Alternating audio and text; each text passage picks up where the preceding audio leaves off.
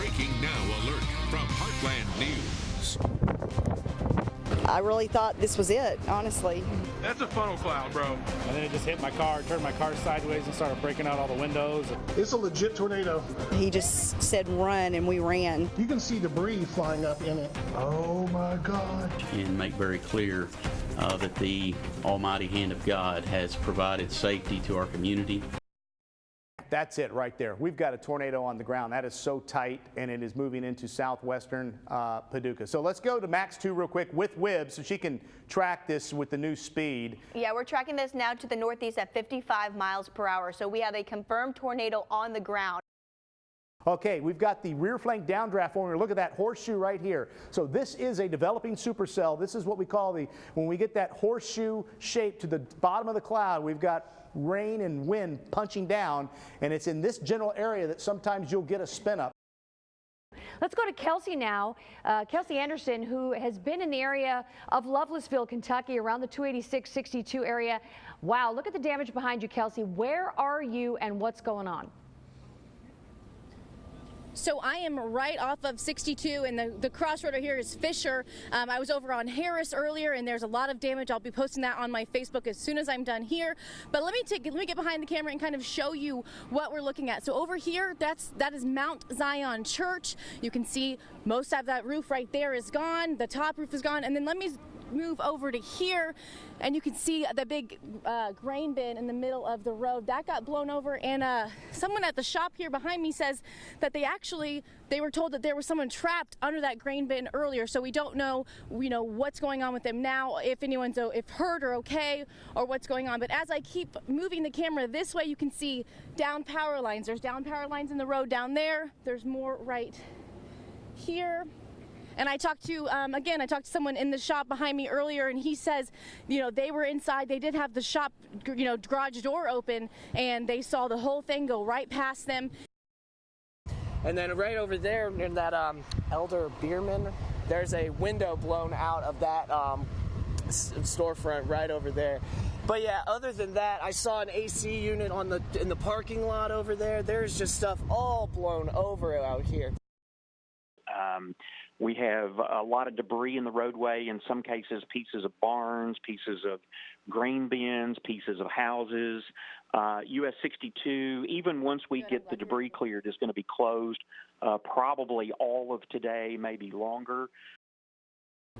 Well, Kathy, you can see right here, that roof is gone right behind on that church. And I was just told by the youth minister's wife that there were a couple dozen kids in there, and none of them got injured. They are all safe, but there were kids in there, and I'm sure a scary thing for them, but also a scary thing for Amy, who joins me now live. And you were at a barn or a shed just next to the church, right? Yes, M.A. Garrison Trucking is right in front of the Mount Zion, and it hit us, and the roof came off. Yeah, so it was awful. Let's go to Taylor Clark right now. He joins us now live in Paducah. Taylor, what's the latest there? Yeah, Kathy, Durant was not kidding about how gusty the wind is right now. In fact, I'm going to hold on to you guys so no need to blow away. But the scene here on Hinkleville Road is definitely starting to pick up. You can see crews have finally arrived to try to fix these two poles that blew over when the tornado hit.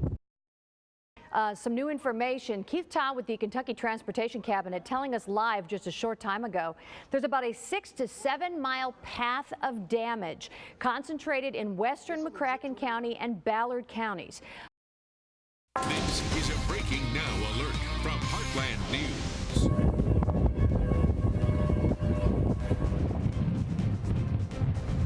McCracken County under a state of emergency, and this is why. New video today at 4. You're looking at the tornado that hit the Paducah area this morning and caused widespread damage. We have complete coverage coming up today on Heartland News Now.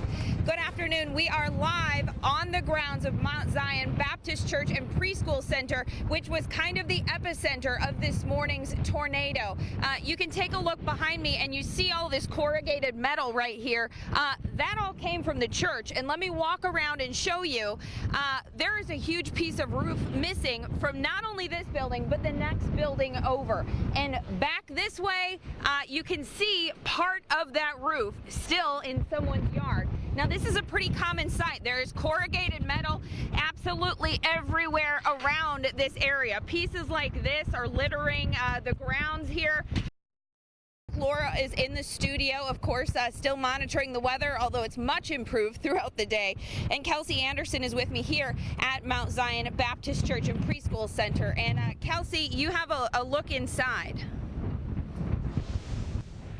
Well, yeah, Carly, officials tell us that 39 kids were inside the preschool at this church around 9:20 this morning when the tornado ripped through, taking off a large portion of the roof. They tell us all the children and teachers got out safely and no one was injured. But after the storm passed, the church became the command center for emergency personnel. This area seemed to have sustained the most damage. I spoke with a sheriff's deputy earlier today who says he was parked in the church parking lot when the tornado hit and flipped his car.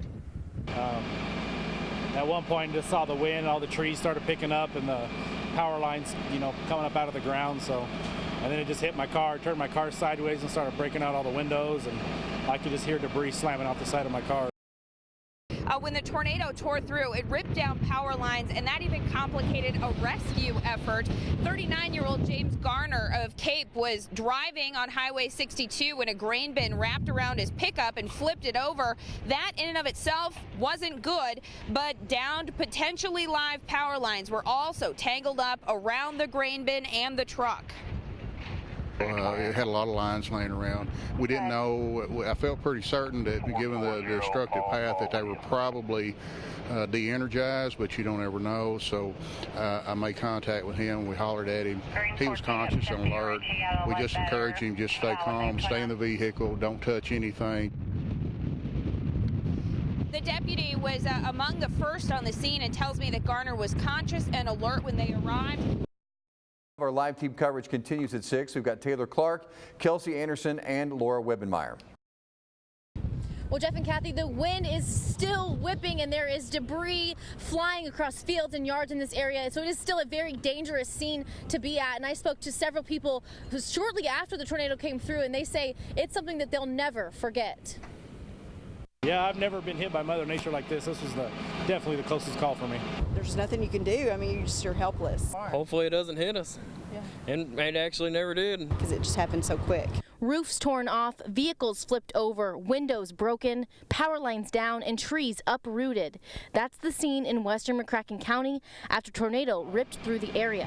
At one point, just saw the wind, all the trees started picking up, and the power lines, coming up out of the ground. And then it just hit my car, turned my car sideways, and started breaking out all the windows, and I could just hear debris slamming off the side of my car. We were outside getting ready to leave to go to the church, and my coworker saw our silo in the air doing this, and we ran back in the building and just went in the bathroom and hunkered down. 39 kids and several adults were in this church preschool when the tornado tore the roof off. Officials say all of them took shelter and no one was injured. But just down the road, a grain bin blew off its foundation and wrapped around a Cape Girardeau man's truck on Highway 62. Yeah, when it finally stopped, we come outside and we found out somebody was trapped underneath the grain silo down there. So we ran down there and they wouldn't let us near it because the power lines were down on it. The driver made it out with just minor injuries. I will never forget it. I will never forget it.